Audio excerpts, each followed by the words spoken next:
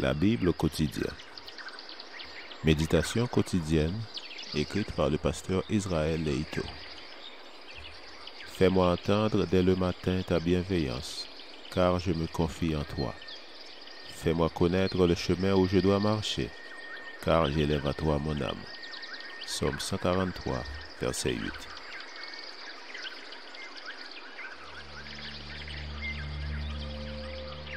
Aujourd'hui, le 28 avril, évitons les problèmes.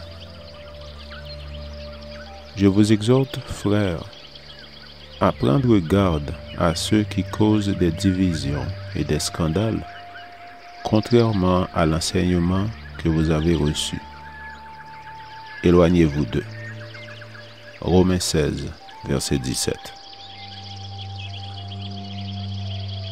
Les passages qui conseillent de s'écarter d'autrui sont assez rares dans la Bible. Le thème prédominant dans la parole de Dieu et dans les écrits de l'esprit de prophétie est la recherche de l'unité, de la paix et de l'harmonie. Nous devons tâcher de nous rapprocher davantage les uns des autres. Pourtant, ce passage de la Bible nous exhorte à nous éloigner de certaines personnes. Ce rare conseil s'applique à ceux qui causent des divisions et des scandales. Ce sont ceux qui jugent leurs frères avec ou sans raison et dont l'attitude provoque des disputes parmi le peuple de Dieu.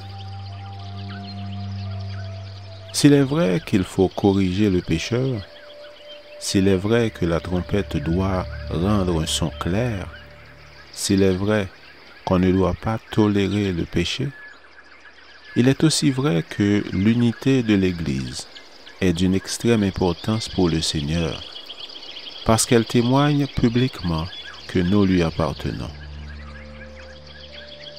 Les libertés prises pour critiquer les autres, pour attaquer les dirigeants de l'Église, de l'Assemblée locale à l'Organisation mondiale, ne sont pas inspirées par le Seigneur. Le chemin vers la dissidence commence par une petite dispute dans la famille qui risque de finir par diviser l'Église. Si un chant local n'est pas d'accord avec quelques-uns des contestataires, ces derniers se retrouvent contre le chant local. Si l'union ne leur donne pas raison, ils l'attaquent. Et si la division ne les écoute pas, elle sera aussi l'objet de critiques et de protestations, et ainsi de suite jusqu'à la conférence générale. Pour finir, de telles personnes quitteront l'Église ou continueront à la diviser et à perturber les fidèles. C'est pourquoi l'apôtre exhorte les chrétiens à s'éloigner de ces fauteurs de troubles. S'écarter d'eux n'implique pas voir en eux des ennemis, car le Seigneur est aussi mort pour eux. L'Église doit faire preuve de détermination en continuant d'aimer même ceux qui s'opposent à elle. Certains autres trébuchent contre la doctrine. Des adventistes, un peu partout dans le monde, enfourchent comme cheval de bataille un point particulier de la doctrine. Ils parviennent à certaines conclusions dont personne ne peut les dissuader. Pour défendre leur point de vue, peu leur importe de faire du tort à l'Église et d'ignorer que Dieu l'aime, s'en occupe et la protège. Les interprétations privées ou contraires aux enseignements généraux de l'Église risquent de faire beaucoup de mal en provoquant des divisions. Lorsque de petits groupes non autorisés nous invitent, que ce soit pour critiquer ou pour étudier la Bible, l'apôtre Paul nous conseille de nous éloigner d'eux.